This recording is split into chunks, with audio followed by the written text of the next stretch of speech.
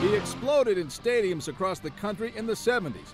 Loud, proud, obnoxious, a Detroit fireball who calls himself the Motor City Madman. You might remember that Ted Nugent flying around on stage, dressed in a loincloth, singing about sex and his favorite pastime, hunting animals. Not your cup of tea, you might say? Think again. And I would just propose the following question. So do you need a government permit to choose your religion? I don't think you do.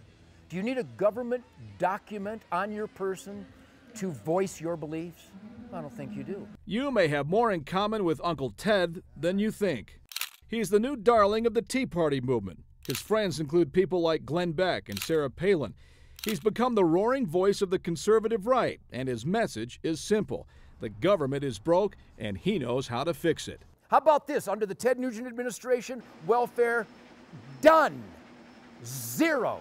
Unemployment, no such thing. Stop at the help wanted sign and do one of the jobs Americans aren't willing to work. You know, I'm a pretty highfalutin, world-class kind of guy. I clean toilets. I shovel dog shit. There's nothing my family and I won't do. If it needs to be done, we do it. America has turned into a bunch of crybabies. Ted is back in a big way, and he's as popular as ever. Thousands turned up in Salt Lake City at an outdoor show just to hear him talk. Salt Lake City, Western America, God bless my blood brothers. His views on hunting, guns, and land rights mirror his views on politics. Guess what? The wildlife in Utah, they're mine. They're yours. On national forests and federal land in Utah, that's my land. In Michigan, I'm not allowed to pick up a shed elk antler. It's against the law to pick up a shed antler from an elk.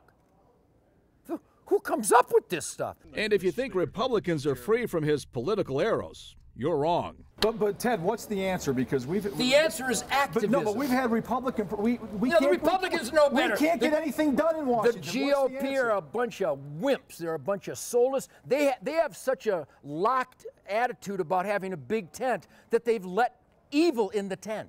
I have been an activist since the 1960s. I could show you certainly a dozen states and dozens of laws that I have gotten rid of. Just the goofy guitar player. I not only wrote Wango Tango, I meant it.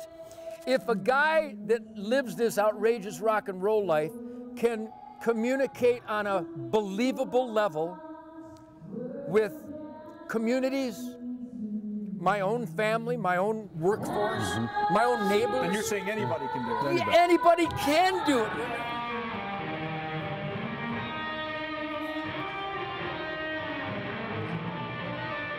Star-Spangled Ted is hitting all the right notes with millions of Americans he calls warriors. Warriors who are fed up with big government. As soon as the government gets involved, a sandwich will cost you 11 grand by they're done pushing papers, and it will be bad, tainted E. coli. I'm telling you, the government can't get their hands in anything. Anything they touch, they destroy. What are you telling those warriors about who to vote for in 2012 then? I tell them to do their research. And I got to tell you, we should be suspicious of every D and every R and every I. I don't trust any of them. And again, it's not hyper fear. It's the proof is in their failures. He once threatened to run for governor of Michigan, but says the stage is his home. Even at 62 years old, his appeal to young people and hunters is anything but old or outdated. I mean, the Wango Tango and the Stranglehold and Cat Scratch Fever and the Dog Eat Dog, and the most powerful song of all with these kids, Fred Bear.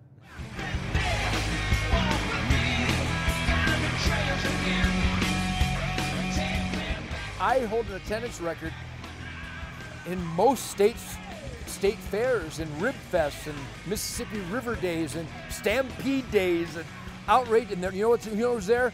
50,000 moms and dads and sons and daughters, little boys and girls singing Wango Tango and Fred Bear with me in 2010. You gotta be kidding me.